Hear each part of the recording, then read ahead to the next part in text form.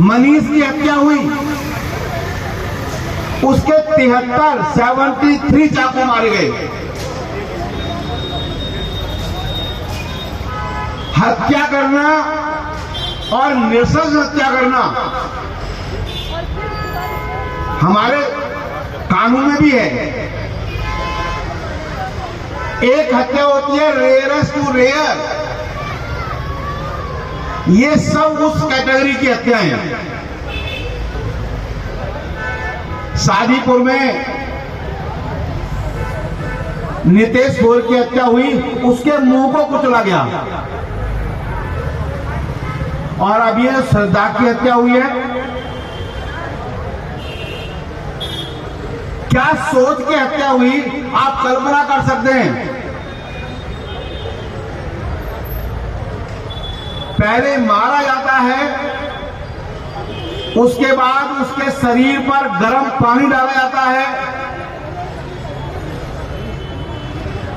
गर्म पानी डालने के बाद उसके शरीर के 35 टुकड़े किए जाते हैं। एक बड़ा फ्रीजर खरीदा जाता है और उसके अंदर उसके टुकड़ों को रखा जाता है। हत्या करने वाला कितना ठंडे दिमाग से काम कर रहा है, कितने योजना के साथ में काम कर रहा है, और उन टुकड़ों को एक एक करके फेंकता है। दिल्ली से फेंकना शुरू करता है और दिल्ली के बाहर तक फेंकता है। हिंदुस्तान की जो सर्वश्रेष्ठ पुलिस है, दिल्ली पुलिस, पिछले 1 महीने से वो उस हत्यारे से पूछताछ कर रही है। 14 दिन की रिमांड, फिर 10 दिन की रिमांड, फिर 1 हफ्ते की रिमांड लेके आ रहे हैं। उसका दिमाग को पढ़ रहे हैं, समझ रहे हैं, लेकिन अभी तक सुराग नहीं मिले हैं। अभी तक बॉडी के अंग नहीं मिले हैं। अभी तक वो छुरे नहीं मिले जिनसे काटा है। अभी तक वो लोग नहीं मिले हैं जिनसे उसने चर्चा करी होगी। अभी तक वो माध्यम नहीं मिले हैं जहां से उसको ऐसा करना चाहिए जानकारी मिली। पॉलीग्राफ टेस्ट हो गया, अभी कुछ रह गया है, शायद 4था राउंड रह गया है। नार्को टेस्ट भी होगा। अभी तक हमारी पुलिस कामयाब नहीं हुई है। अगर सबूत नहीं मिलेंगे तो ऐसा भी हो सकता है कि वो बरी हो जाए। मैं इसलिए कह रहा हूं कि दिल्ली में हत्याकांड हुआ था, बच्ची के साथ में दुष्कर्म किया, हत्या कर दी।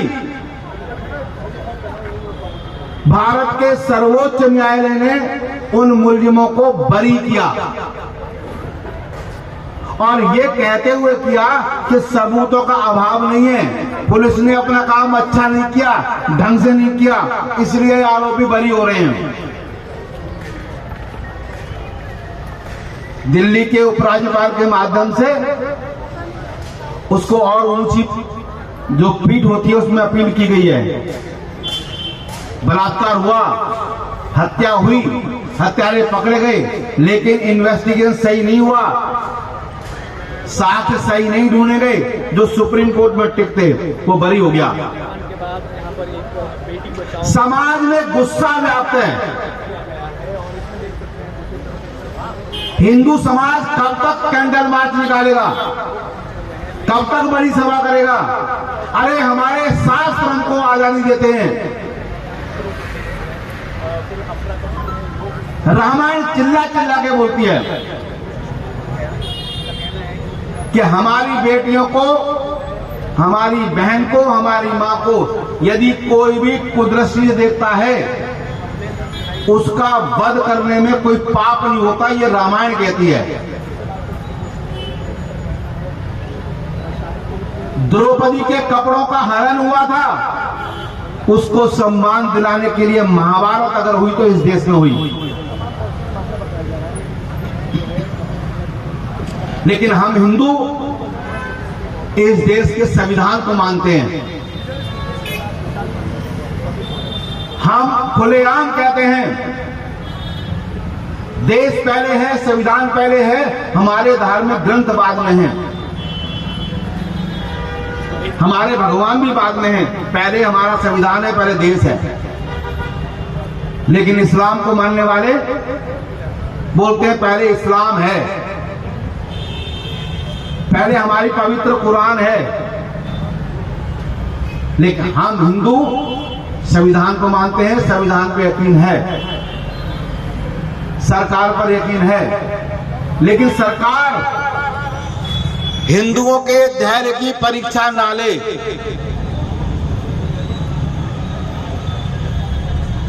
हम यहां सभा करते हैं तो प्रशासन बोलता है कि सभा नहीं करोगे।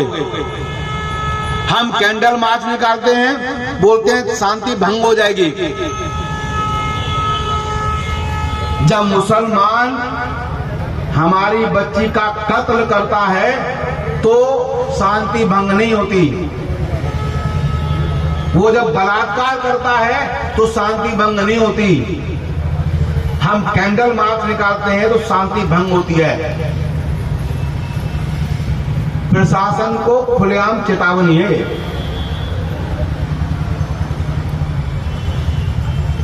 साक्ष्य ढूंढिए, मुलजिमों को पकड़िए और संविधान के हिसाब से तुरंत उनको न्याय दिलवाइए।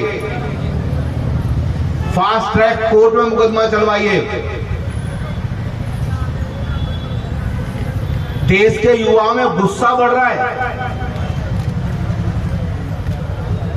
और गुस्सा बढ़ना अच्छा नहीं होता। हमने कल देखा, देश का ही नौजवान है, अपनी बहन के साथ में हुई जाति से गुस्से में है। उसको ऐसा क्यों लग रहा है कि हमारी बहन को इंसाफ नहीं मिलेगा? वो क्यों हथियार उठा रहा है? ये कौन विचार करेगा?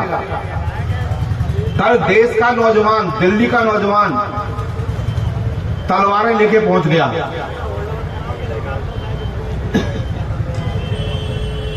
गिरफ्तार कर लिए, ठीक है, लेकिन ये गुस्सा जो बढ़ रहा है, इसका कारण क्या है, यहां जाना होगा हमको। यदि पुलिस तुरंत कार्रवाई करे और ठीक कार्रवाई करे, कानून ठीक कार्रवाई करे, जज अदालतें तुरंत न्याय दें, तो युवाओं का विश्वास बढ़ेगा, लोग हथियार नहीं उठाएंगे। माननीय अदालतें और दिल्ली पुलिस दोनों मिलकर के इस समस्या का समाधान करें। और नहीं तो क्या होता है, नहीं तो फिर ये होता है कि जब पब्लिक परेशान हो जाती है तो फिर लोग अपना अपना इंसाफ शुरू कर देते हैं, जो कि नहीं होना चाहिए। आज हम इस मंच के माध्यम से प्रशासन को ये चेतावनी देते हैं कि आप इन जो घटनाएं घट रही हैं, एक के बाद एक के बाद एक, 12 घटना दिल्ली में, ये 13वीं घटना है। चाहे समाज को जागरण करना पड़े, चाहे बच्चियों को जगाना पड़े, पुलिस पब्लिक मीटिंग करवानी पड़े, सब करें। और इस प्रकार की घटनाओं की पुनरावृत्ति पुलिस और हम मिलकर के किस प्रकार से रोक सकते हैं, ये फैसला हमको करना है। जाति बिरादरी के प्रमुख बैठे हैं, ये हमारी जाति की ताकत है। दिल्ली को 1 साल तक किसानों ने रोका था। ये किसान, ये जातियां दिल्ली को रोकने की ताकत रखती हैं। ये हमें प्रशासन को कहने में कोई हिचक नहीं है कि यदि आपने अपना काम ठीक नहीं किया तो ये वही लोग हैं जिन्होंने दिल्ली को जाम किया था, सिंधु बॉर्डर जाम किया था, गाजीपुर बॉर्डर जाम किया था। दिल्ली को जाम करने की ताकत हमारे अंदर है। हमको मजबूर न किया जाए और तुरंत पुलिस और हमारी अदालतें इस ओर ध्यान दें और ये जो मामला है ये सामान्य अदालत में न चल करके फास्ट ट्रैक कोर्ट में चले। इतनी बात मुझे कहनी है। मेरे साथ बोलेंगे जय श्री राम।